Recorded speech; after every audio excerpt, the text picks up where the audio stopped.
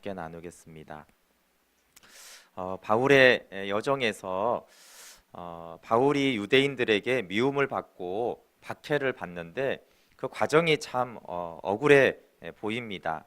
모세를 반대하거나 성전을 더럽히지 않았는데 오해로 인하여서 박해가 시작됩니다. 박해를 받는다고 다 똑같은 박해가 아닐 것입니다. 왜냐하면 차라리 이렇게 복음을 전하다가 박해를 받는다라면 그나마 그래 복음 전하면서 박해를 받는 거지라고 말할 수 있습니다. 그것도 사실 바울이 이제 율법으로는 구원을 받을 수 없다라고 복음을 전했기 때문에 그런 비슷한 내용을 얘기를 하다가 그런 부분이 오해가 돼서 박해를 받게 된다라면 그나마 오히려 나을 것입니다. 그러나 복음 안에서 자유했던 바울은 오히려 유대교의 전통과 관습을 존중하려고 했었습니다. 예루살렘 성도 중에 율법의 열심인 자들이 바울을 오해했는데 그들을 비판하기보다는 자신의 시간과 돈을 들여 결례를 행함으로 오히려 오해를 풀고자라고 했다가 이제 이 오해가 시작이 되었습니다. 아시아에서 온 유대인들이 모세를 반대하고 성전을 더럽혔다라고 오해하며 비방했습니다. 그런데 바울은 이제 변명할 기회가 있는데도 불구하고 탓하거나 변명하지 않고 오히려 간증을 통해서 복음을 전했습니다. 구원받기를 원했던 것이죠. 그러니까 바울은 그들을 오해하고 비난하고 폭행하는 그들에게 대해서 적대적으로 대하고 있지 않았습니다. 또 공회 앞에 섰을 때도 형제들아라는 말로 시작합니다. 형제들아라고 말하는 것은 나와 너희들의 관계에서 적대적인 관계가 아니고 너희들을 형제로 보고 있고 너희들이 복음을 알기를 원하는 마음을 표현했습니다. 그러나 바울의 섬김은 오히려 오해가 되었고 다가갈수록 적개심은 커져만 갔습니다. 그러니까 첫째 날 일어난 것이 유대인들은 오해로 소동을 일으키고 바울을 폭행했습니다. 근데 오히려 이게 이제 잠잠해지고 해결이 돼야 되는데 둘째 날에는 대제사장과 공회의 문제가 되었습니다. 이 국회 차원에서 이런 것들을 다루면서 바울의 문제를 문제시했습니다. 그리고 이제 오늘 본문은 셋째 날이 되었는데요. 유대인 40명이 바울을 죽이기 전에는 먹지도 아니하고 마시지도 아니하겠다라고 당을 지었습니다. 그 당만이 아니라 그들이 대제사장들과 장로들에게 가서 공회와 함께 천부장에게 다시 한번 신문을 하겠다라고 요청을 하라. 그러면 우리가 매복했다가 바울을 죽이겠다라고 했습니다. 이제는 지도자들과 40명의 당 짓는 사람들이 결탁을 해서 바울을 죽이기로 했습니다. 고난 중에서도 가장 어려운 고난은 아마 선을 악으로 갚는 선을 악으로 갚을 때 가장 고난의 강도가 클 것입니다. 도대체 내가 어떻게 했는데, 나는 이렇게 배려를 했는데, 나는 이런 것을 양보를 했는데 라는 생각과 함께 그 박해의 강도와 억울함의 강도가 커집니다. 그러나 바울은 동족 유대인들의 적개심의 상황을 그냥 잠잠히 받아들입니다. 생각해 보면 이것이 바로 예수님이 가신 길이었습니다. 예수님이 이 땅에 사랑으로 오셨고 이 땅에 오셔서 사랑과 섬김만을 행했지만 그 유대 지도자들은 시기심으로 인하여서 그것이 미움이 되었고 십자가에 못 박혔습니다. 예수님은 자신을 끝까지 내주고 사랑했지만 그들은 끝까지 예수님을 대적하고 미워했습니다. 그런데 바울이 예수님이 가신 그 길에만 서는 것이 아니라 이 길이 스데반이 경험한 것과 똑같은 자리에 자신이 섭니다. 그 전에는 자신은 스데반을 돌로 치는 증인으로 옷을 맡은 책임자로 있었고, 그런데 지금은 스데반과 너무나 비슷한 상황에 들어가 있습니다. 스데반의 사랑과 용서는 미움과 돌과 죽음이 되어서 돌아왔습니다. 바울의 사랑과 배려는 미움과 폭행과 그리고 죽이려는 결심으로 돌아왔습니다. 바울은 혼자가 아니라 공회와 대제사장과 함께 교회를 박해했었습니다. 그래서 바울이 이제 예루살렘 성도들을 잡아오면 감옥에 가두었는데 우선 바울 혼자서 그렇게 할 수 있는 게 아니죠.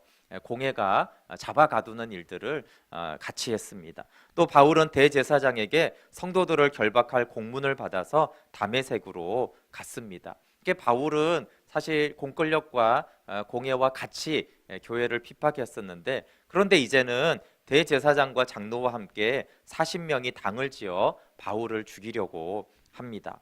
바울을 죽이기 전에는 먹지도 마시지도 않겠다고 굳게 맹세한 것을 보면 이전에 바울의 결단과 견줄 만합니다. 그래서 바울과 무리들에 의해 돌에 맞아 죽임당한 스데반의 입장에 바울이 서게 되어집니다. 바울은 율법에 열심내어 자신을 죽이려는 자들로 인해 분을 내기보다는 아마 하나님의 용서와 사랑을, 그리고 스데반이 했던 그 사랑과 용서와 기도가 가슴에 흘러 들어왔을 것입니다. 그래서 바울은 예수님의 길과 그 십자가의 길과 함께 스데반의 길을 그대로 걸어가고 있습니다. 배려와 섬김, 사랑이 미움과 박해로 올 때 우리는 더욱 분노하거나 미워하게 됩니다. 차라리 무관심한 사람이면 괜찮을 텐데 바울은 동족을 매우 사랑했습니다. 그것도 배려함으로 나아갔습니다. 로마서 9장 1절부터 3절에 바울의 고백입니다. 내가 그리스도 안에서 참말을 하고 거짓말을 아니하노라. 나에게 큰 근심이 있는 것과 마음에 그치지 않는 고통이 있는 것을 내 양심이 성령 안에서 나와 더불어 증언하노니, 나의 형제 곧 고륙의 친척을 위하여 내 자신이 저주를 받아 그리스도에게서 끊어질지라도 원하는 바로다. 바울이 자기의 형제들을, 유대인들을 사실 얼마나 사랑했는지 모릅니다. 예수님도 예루살렘에 들어가면서 예루살렘아 예루살렘아 하고 눈물을 흘리며 통곡을 하셨는데 배신을 당하고 고난을 당했는데, 사실 늘 바울 안에는 이방인들에게 복음을 전하면서도 유대인의 구원을 위해서 얼마나 사랑으로 애끓는 마음으로 기도하고 사랑했는지 모릅니다. 그러나 그들에게 핍박을 받고 있습니다. 하나님의 사랑과 교회의 사랑 때문에, 그러나 바울은 그 사랑을 멈추지 않습니다. 유대인의 모습 속에서 오히려 과거 자신의 모습을 보고 있습니다. 호은석 선교사님이 가장 많이 하는 말 중에 하나가, 나를 힘들게 하는 사람을 만나면 하나님이 보여주는 내 모습이다, 이렇게 말하라고 하는데, 그게 저는 굉장히 큰 도움이 됩니다.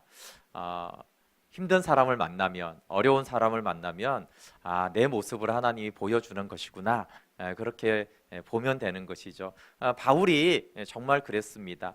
저들의 완악함과 정말 다 사실을 알아보지도 않고 이렇게 폭행하고 비난하고 죽이겠다라고 결정한 그런 모습을 통해서 바울은 그들의 악만 보는 것이 아니라 그들 속에서 자신의 모습을 보았던 것입니다.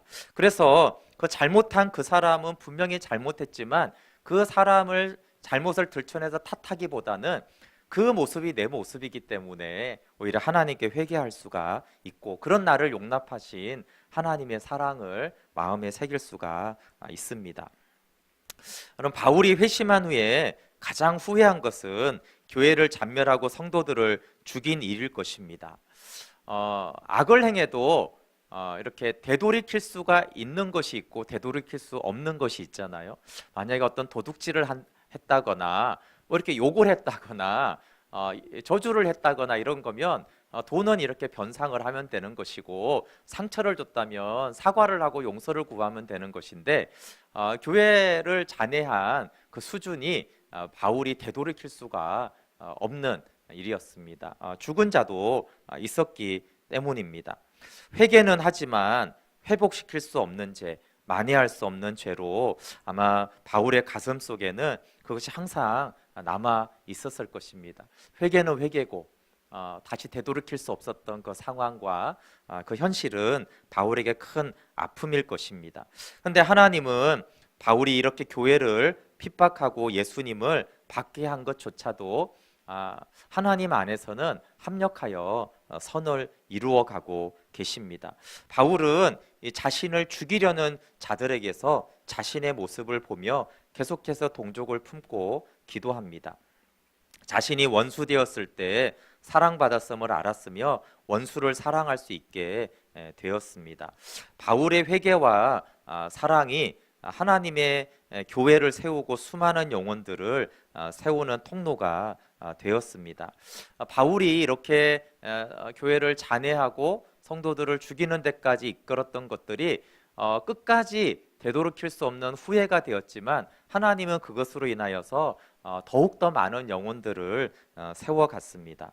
한국 교회도 초기에 보면요, 교회와 선교사를 박해하다가 회심한 분들이 한국 교회에 중요한 역할을 했던 것들을 볼 수가 있습니다.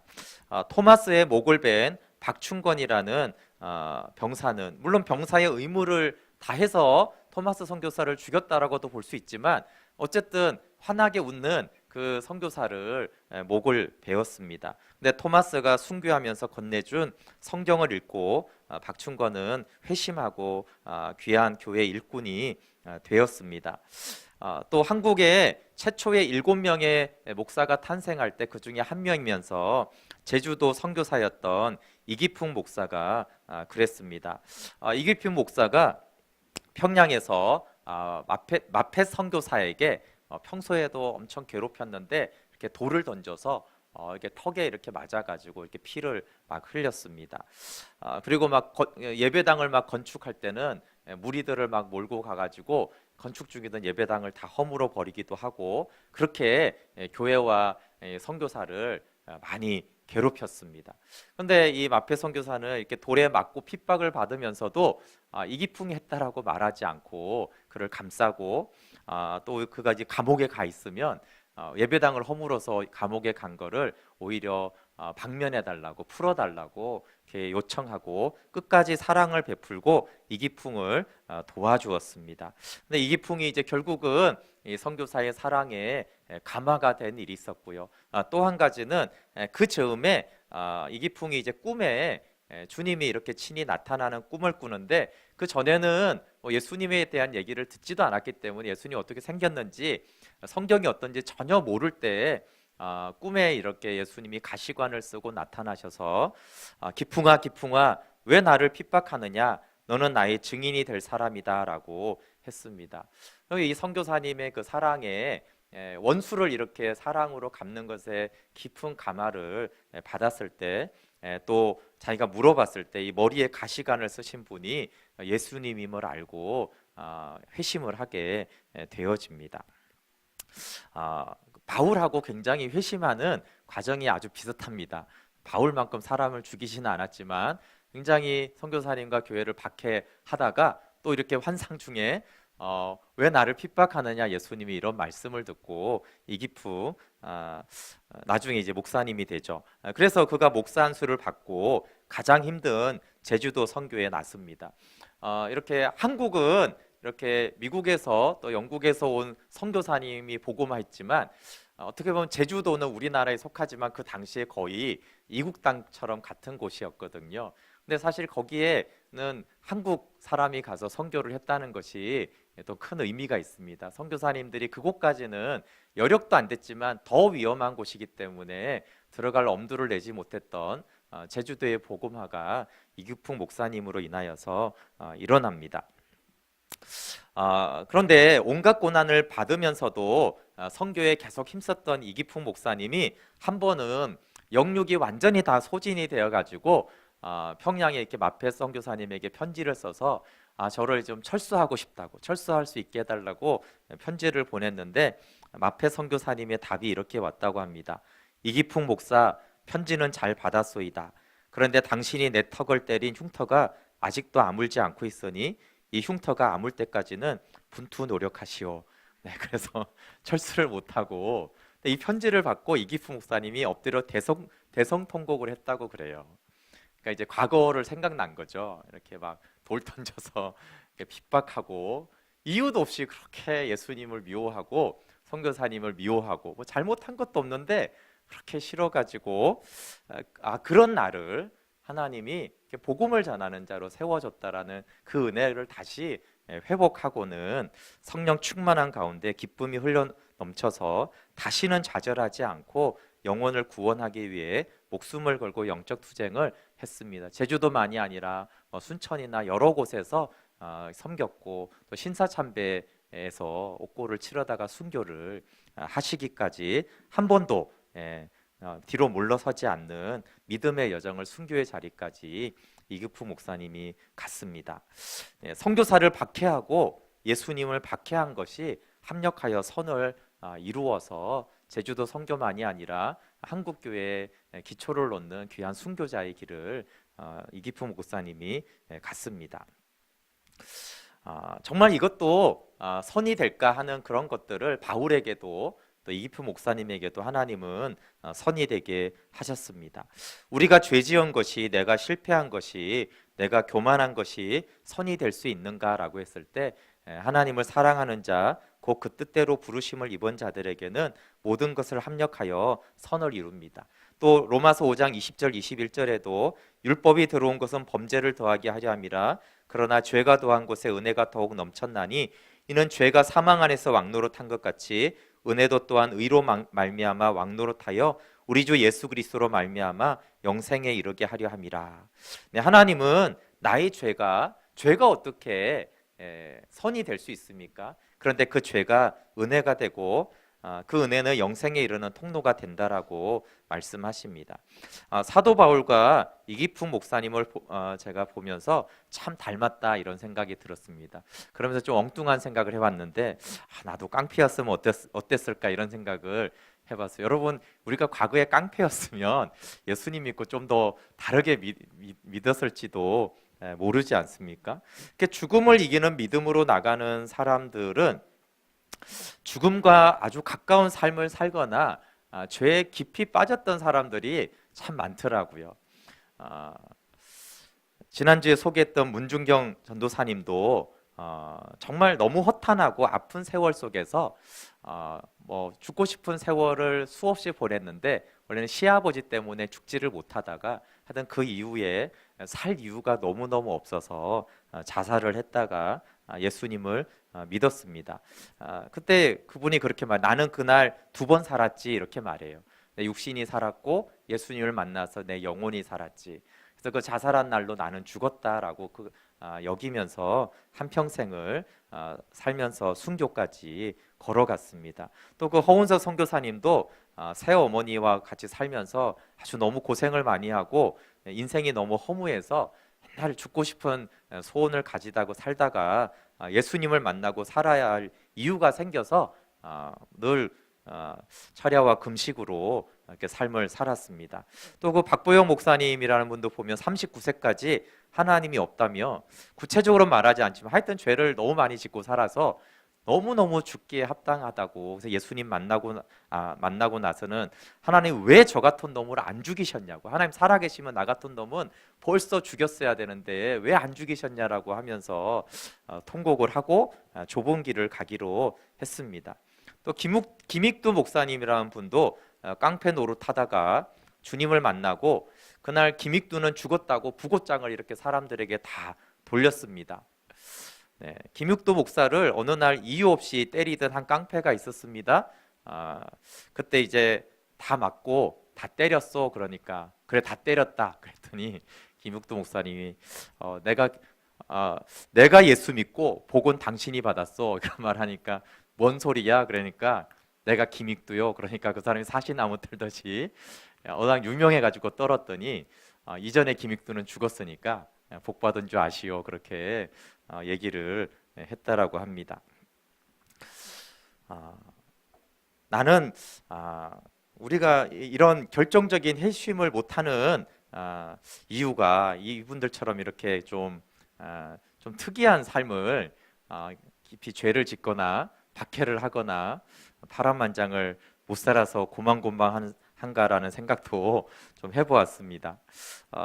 그런데 그게 주제가 아니라 하나님 안에 돌아왔을 때 더 비참하고 더 허무하고 더욱더 죄악되었다라고 생각하는 삶을 오히려 하나님께서는 그것을 통해서 더욱더 주님을 사랑하게 되고 내가 얼마나 죄인인지를 명확하게 알게 하셔서 하나님의 복음의 일꾼으로 사용하는 것들을 볼 수가 있습니다.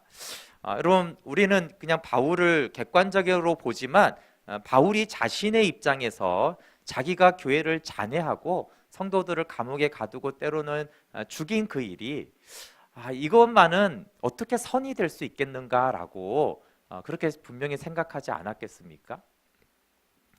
그러나 하나님은 그것을 주 안에서는 선이 되게 하셨습니다. 그것이 우리에게 말씀하는 바는 내 삶에서 너무나 어두운 과거, 다른 거는 다 하나님이 또 이용하시고 선을 이루시고 또 하나님은 이렇게 하실 수 있는 분이지만 이런 사건만은, 이런 경험만은, 이런 세월만은 그것은 선이 되지 못할 일이야. 그것만은 절대 일어나서는 안 됐어야만 하는 일이야. 물론 다 일어나면 안 되지만, 그러나 그것을 하나님이 선을 이룰 수 있는 일은, 그래 그건 일어났지만 이거는 일어나지 말았어야 해, 그런 건 내가 행하지 말았어야 됐지, 그것만은 안 되는 것이지 라고 하는 것이 하나님 안에 없다라는 것입니다.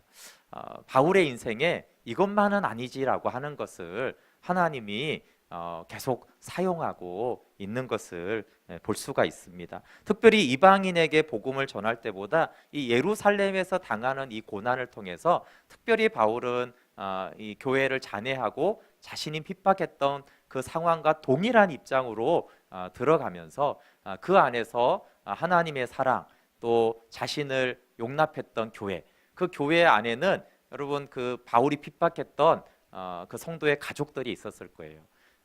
그 문중경 선교사님이 개척했던 그 진리 임자교회에서 그런 일들이 당연히 있었거든요. 48명이 순교를 했는데 당연히 이제 거기에는 살아남은 생존자가 있었잖아요. 그런데 바울을 교회가 용납했죠. 물론 하나님도 바울을 용서해 주셨지만 가까운 지체가 바울 때문에 고난을 받고 내 가족이 감옥에 가거나 죽임을 당했는데 바울을 그 교회와 성도들이 용서를 해 주었습니다. 바울이 그 현장에 있으면서 더욱더 나의 죄를 또 하나님도 용서하시고 그 스데반을 비롯해서 그 성도들이 나를 이렇게 사랑했구나라는 것들을 깊이 바울이 아는 시간들을 이 예루살렘의 감옥에서 보내고 있습니다. 우리가 더 많은 죄를 지어야지 바울처럼 되는 것은 아니죠. 이미 우리가 지은 죄와 실패와 어려움으로 하나님의 은혜를 받기에 충분합니다. 그러나 나의 죄와 허물과 교만과 악이, 어리석음이 하나님의 은혜를 만나야지만 그것은 합력하여 선을 이루십니다. 하나님이 독생자를 보내시어 십자가에 못 박으심으로 우리를 사랑해 주셨습니다. 그래서 죄가 더한 곳에 하나님의 은혜를 더욱 넘치게 하셔서 영생에 이르게 하셨습니다.